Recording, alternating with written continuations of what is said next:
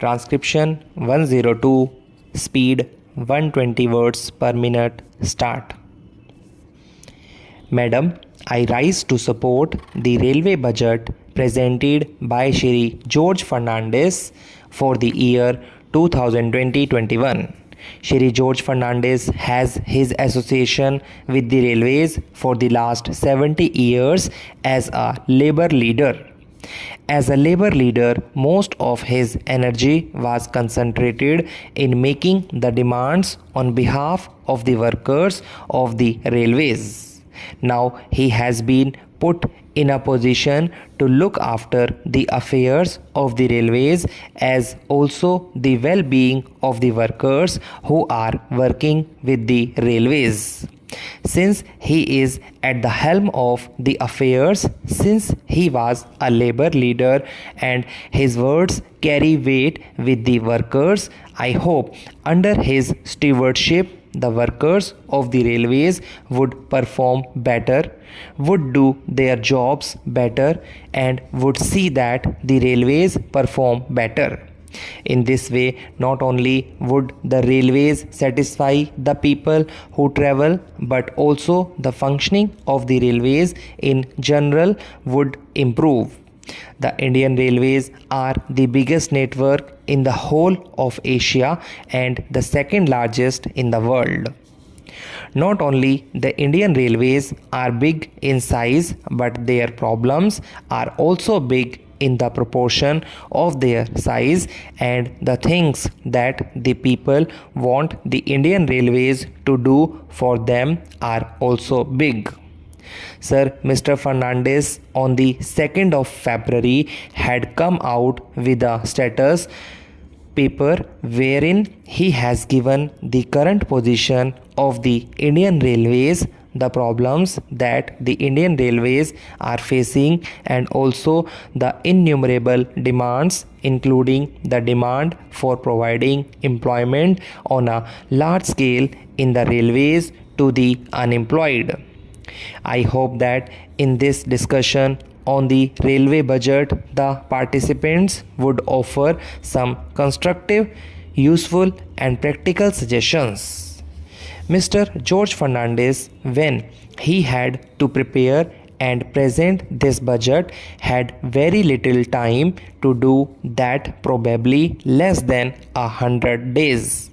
But even within that short period, sir, he has come out with some new ideas, with a new approach with regard to the functioning of the railways.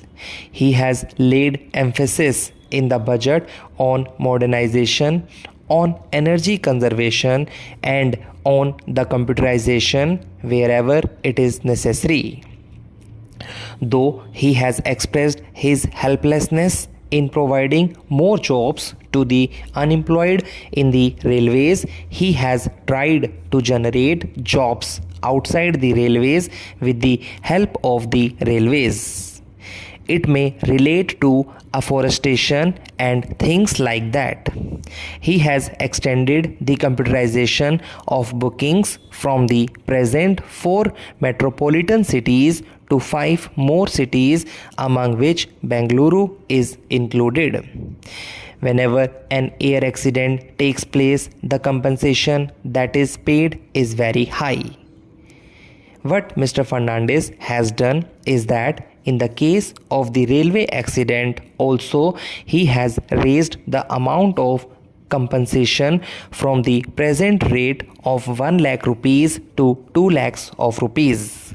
In accidents, whether it is the rail accident or air accident, the loss of life is the same, and any life lost can never be recovered.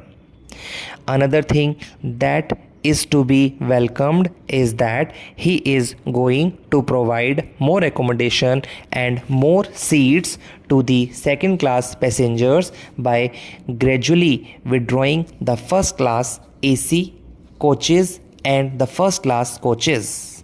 I hope while withdrawing these facilities and extending them to the second class passengers, the existing comforts and the facilities of the second class passengers would further improve. I hope in all second class carriages, cushion seats are going to be provided. Socialism is not leveling down, but socialism is leveling up. When we withdraw facilities from the higher level, the facilities for the lower level should be improved so that the traveling comforts for the lower level improve. Another innovative idea is that Shri George Fernandez has thought of amidst the constraint of resources in financing the West Coast Railway Line, which is popularly called the Konkan Railway Line. This railway line was initiated when Professor Madhu Dandavate was the railway minister about 12 years ago. Once that government went out of power, this scheme got put into cold storage.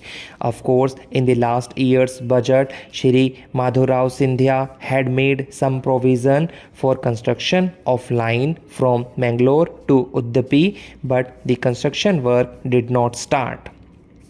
Now, Shri George Fernandez has come out with a novel idea of associating the states which are going to benefit out of it with Maharashtra, Goa and Karnataka by raising certain contributions from these three states, by raising certain contributions from the public and certain contributions from the railways as well as from the general exchequer. If this scheme had not been thought of and if this had not been taken up in the normal course and under the normal procedure, this railway construction would have taken 15 years to complete. Now that a new method of financing this project has been initiated, the railway minister has promised that construction of the railway line is going to be completed within 5 years. I wish that this scheme succeeds, not that it succeeds for the sake of the Konkan Railway, but this would open up a new era for taking up other essential constructions where those projects could not be taken up because of shortage of funds. I hope the railway minister, who is a person of many ideas, many innovative ideas, would also think in terms of, if possible, self-financing schemes. Every year costs go up. Any project that is done today is cheaper than it would be tomorrow.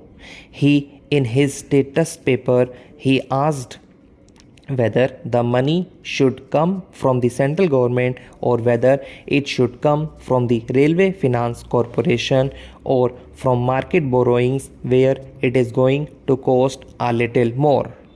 In any case, I personally feel that these projects, important projects, should not lag behind on the grounds of funds not coming from the central government or the state governments.